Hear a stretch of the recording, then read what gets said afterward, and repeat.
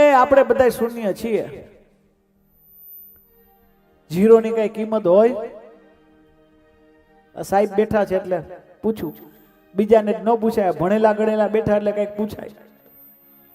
સાહેબ તમે ગણિત તો તમને જાણતા જ હશો, ગણિત તો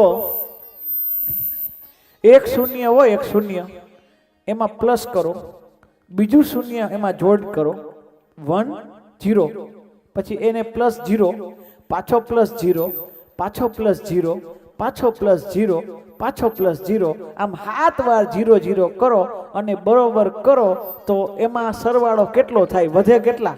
કેટલા થાય? 7 0 હોય એ બધાયમાં 0 0 અને બરોબર ખાય તો કેટલા થાય? 0 જ થાય ને. પ્લસ 0 ગમે તેટલા ઉમારો, સામે તો 0 જ થવાના છે, સરવાળો તો એનો 0 જ થવાનો છે, ભલે 7 0. એવી રીતે ઈશ્વર છે ને એના વગર આપણે બધા 0 છીએ, તમે ને હું બધા 0 છીએ.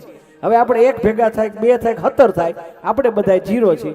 હવે છોડી દો એક 0, આમાંથી કોઈ એક, હું નહીં તમે બધા એક 0, તમને બધાને ભગવાન યાદ આવે અને આપણે થાય ભગવાન આપણી બાજુમાં આવે.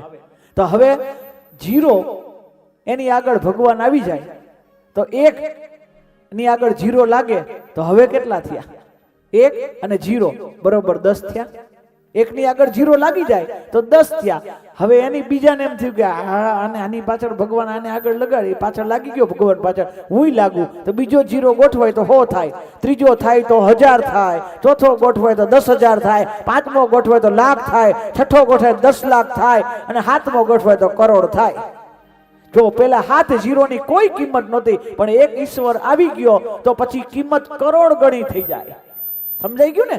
1 0 ની કોઈ કિંમત નથી, ભગવાન છે તઈ એની કિંમત થાય. આજ વાત શું કહે છે? રામ નામ કો અંક હૈ, સબ સાધન હૈ શૂન્ય.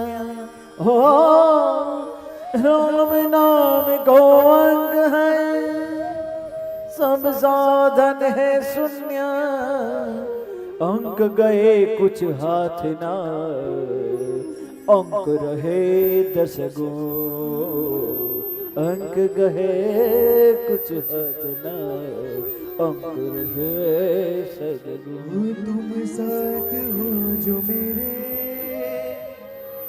किसी चीज की कमी. જો આયા 1 0 હતા, 7 0 હતા અને 1 હતો તો 7 0 ની આગળ 1 લાગી ગયો તો 1 કરોડ થઈ ગયું. પણ પછી છે ને આ 0 એ બાજવાનું ચાલુ કર્યું. ઓલો 0 કે મારા હિસાબે આટલી કિંમત વધી, ઓલો કે મારા હિસાબે. તો જ્યાં ઝઘડો હોય ને પરમેશ્વર વયો જાય.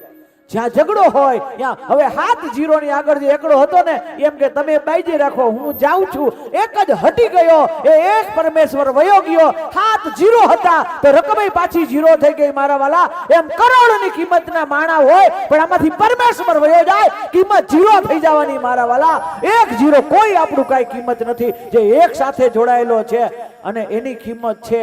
એટલે આપણે બધાને એમ કહેવાનું, મારા વાલા, હું તો રોજ કહું છું, દરેક કથામાં કહું, નિખિલભાઈ નો હોત ને અને મારી જગ્યાએ કોઈક બીજું હોત ને તો સારી કથા સંભળાવત. મને આવડે છું, મને તો કાંઈ નથી, આ તો બોલવાનું ચાલુ કરતા, આ બોલાવે છે ને હું બોલું છું. આ તો કાંઈ હાવ કોરી પાટી છે, કાંઈ આવડતું નથી, પણ ઓલાની કૃપાનો સહારો લઈને બેઠું છું ને એનો આનંદ તમને છે. મારા વાલા, આ